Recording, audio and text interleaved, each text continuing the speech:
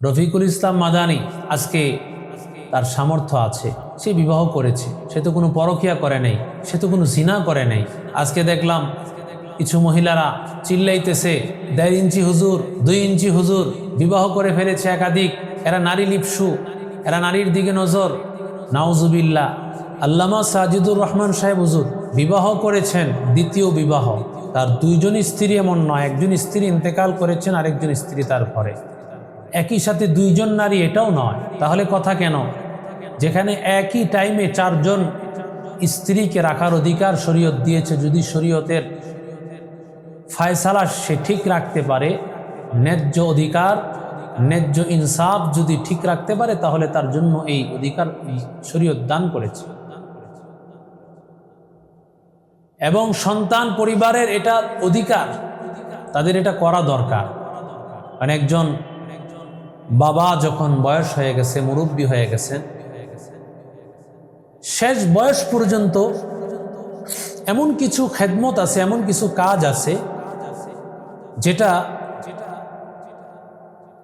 একজন স্ত্রী ছাড়া স্বামীর অন্য কেউ এই কাজগুলো করে নিতে পারেন। সেই ক্ষেত্রে যদি উনি দ্বিতীয় বিবাহ না করেন,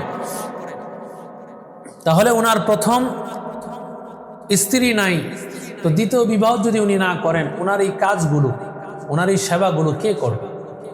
সেবা করার জন্য হয়তো মেয়ে, না হয় তার কোনো পুত্রবধূ যদি থাকে। এখন মেয়েরা করা এটাও শরীয়তের মাসালার মধ্যে সমস্যা আছে, আর পুত্রবধূ করলে তো আরো সমস্যা আছে।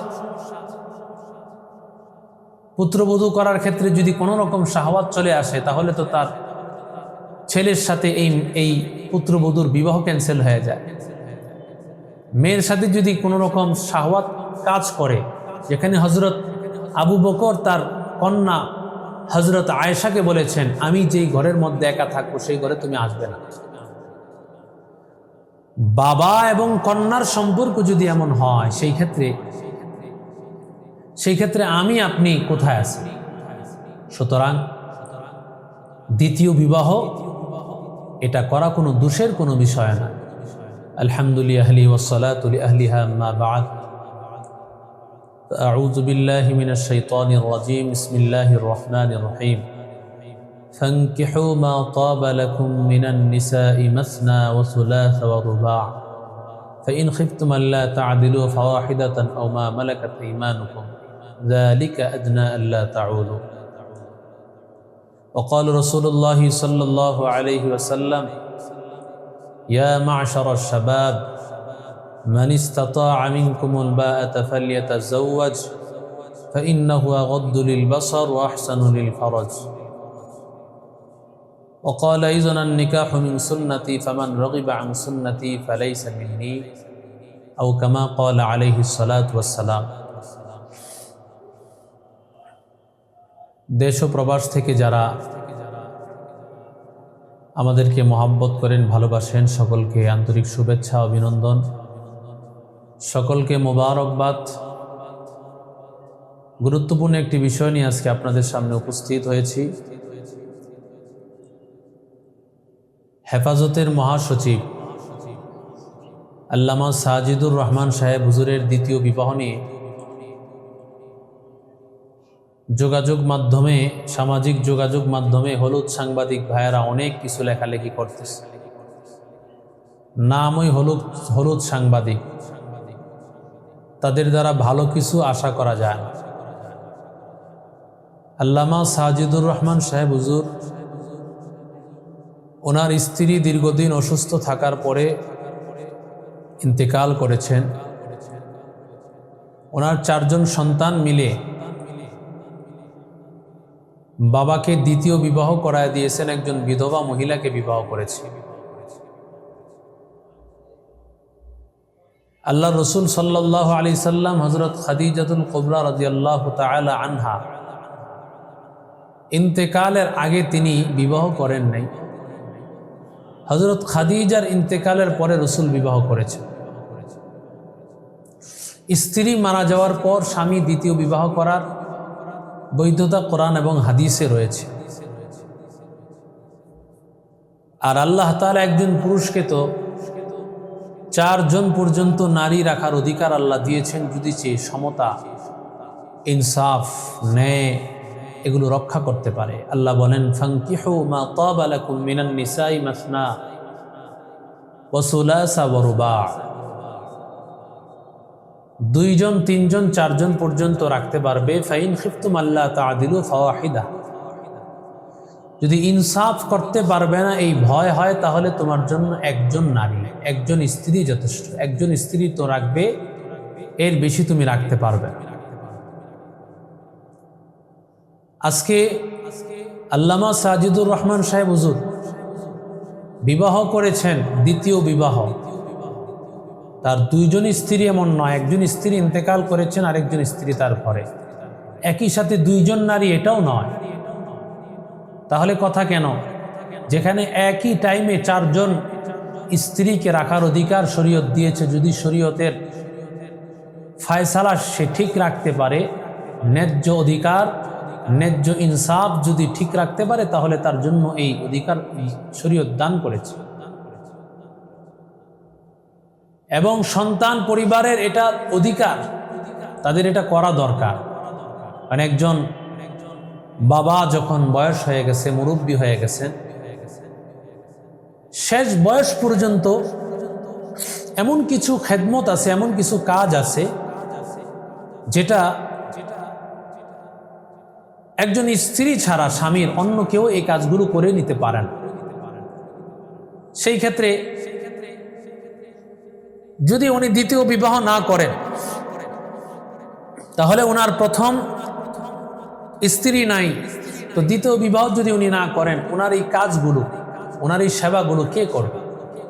সেবা করার জন্য হয়তো মেয়ে, না হয় তার কোনো পুত্রবধূ যদি থাকে। এখন মেয়েরা করা, এটাও শরীয়তের মাসালার মধ্যে সমস্যা আছে। আর পুত্রবধূ করলে তো আরো সমস্যা আছে। পুত্রবধূ করার ক্ষেত্রে যদি কোনো রকম শাহওয়াত চলে আসে, তাহলে তো তার ছেলের সাথে এই পুত্রবধূর বিবাহ ক্যান্সেল হয়ে যায়। মেয়ের সাথে যদি কোনো রকম শাহওয়াত কাজ করে, যেখানে হজরত আবু বকর তার কন্যা হজরত আয়েশাকে বলেছেন, আমি যেই ঘরের মধ্যে একা থাকবো সেই ঘরে তুমি আসবে না। বাবা এবং কন্যার সম্পর্ক যদি এমন হয়, সেই ক্ষেত্রে আমি আপনি কোথায় আছি? সুতরাং দ্বিতীয় বিবাহ এটা করা কোনো দোষের কোনো বিষয় না। রফিকুল ইসলাম মাদানী আজকে তার সামর্থ্য আছে, সে বিবাহ করেছে। সে তো কোনো পরকীয়া করে নাই, সে তো কোনো জিনা করে নাই। আজকে দেখলাম কিছু মহিলারা চিল্লাইতেছে, 1.5 ইঞ্চি হুজুর, 2 ইঞ্চি হুজুর, বিবাহ করে ফেলেছে একাধিক, এরা নারী লিপসু, এরা নারীর দিকে নজর। নাউজুবিল্লাহ। তুমি এই কথা বলো, অথচ তোমার ঘরের মধ্যে স্ত্রী রেখে, তোমার ঘরে হালাল স্বামী থাকা সত্ত্বেও তুমি শত শত ছেলের সাথে সম্পর্ক করতেছো। তোমার ঘরের মধ্যে হালাল স্ত্রী থাকার পরেও তুমি শত শত মেয়ের সাথে সম্পর্ক করতেছো। এটা কোনো সমস্যা নেই। সমস্যা হয় তখন যখন নাকি বিবাহের মতো গুরুত্বপূর্ণ একটা শরীয়তের বিধান কায়েম হয়। আমাদের জন্য আফসোস, আমরা কোথায় গিয়ে পৌঁছেছি। বিবাহটাই সমাজের জন্য কঠিন হয়ে গেছে, জিনাটাই সমাজের জন্য সহজ হয়ে গেছে। যেই সমাজের মানুষ বিবাহকে সহজ না করবে, আল্লাহ রসুল বলেছেন, ইয়া মাশারাশ শাবাব, ও যুব সম্প্রদায়। একজন যুবক তো 40 বছর পর্যন্ত যুবকই থাকে। তার যদি সেই যোগ্যতা থাকে, একাধিক স্ত্রী রাখার মতো শারীরিক সক্ষমতা থাকে, তার যদি আর্থিক সক্ষমতা থাকে, ইনসাফ করার মন মানসিকতাও পরিপূর্ণ থাকে, তাহলে সে বিবাহ করবে। ওয়েলকাম, এটা তো ভালো, এটা তো ভালো। মান ইসতাতা মিনকুমুল বাআতা ফালিয়াতাজাওয়াজ। যদি তুমি তোমার সতীত্বকে রক্ষা করার তোমার সেই মন মানসিকতা মনে হয়, দুর্বলতা থাকে যে না, আমি আমার সতীত্বকে রক্ষা করতে পারবো না, তাহলে তুমি বিবাহ করে নাও। তুমি যদি নিজেকে কন্ট্রোল করতে না পারো, বিবাহ করার মাধ্যমে নিজের সতীত্বকে, নিজের চরিত্রকে হেফাজত করে নাও। লাকাদ কানা লাকুম ফি রাসূলিল্লাহি উসওয়াতুন হাসানাহ। রসুলুল্লাহর মধ্যে উত্তম আদর্শ রয়েছেন। আমার নবী একাধিক বিবাহ করেছেন, সাহাবাই কেরাম একাধিক বিবাহ করেছেন, তাবিঈরা একাধিক বিবাহ করেছেন, তাবিঈরা একাধিক বিবাহ করেছেন। সুতরাং একাধিক বিবাহ সমস্ত নবীদের একটা সুন্নত, সমস্ত নবীদের একটা সুন্নত। হ্যাঁ, নবীদের ব্যাপারে আপনি বলতে পারেন নবীরা তো নবী, ওনাদের তো কোনো গুনাহ নাই, ওনারা করতে পারে। হ্যাঁ, মানুষের মধ্যে গুনাহ আছে, মানুষের মধ্যে ভালো আছে।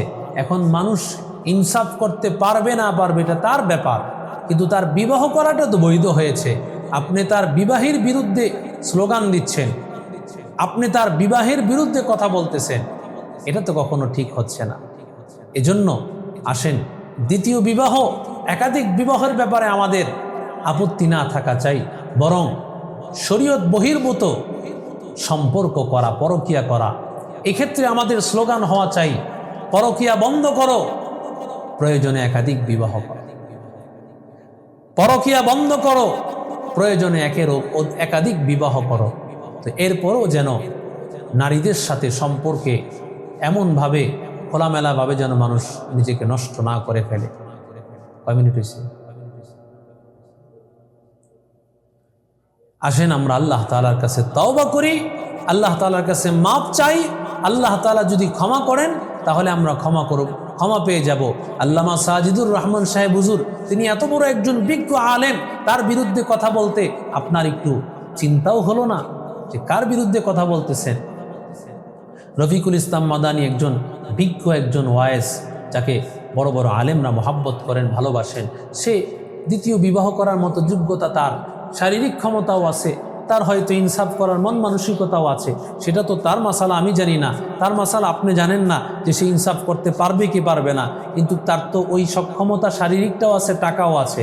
বাকি সে ইনসাফ না করলে সে ধরা খাবে। আমার আপনার সেই বিষয় নিয়ে মাথা ঘামানোর কিছুই নেই। আল্লাহ তাআলা আমাদের বুঝার আমল করার তৌফিক দান করেন। আসসালামু আলাইকুম ওয়া রাহমাতুল্লাহি ওয়া বারাকাতুহু।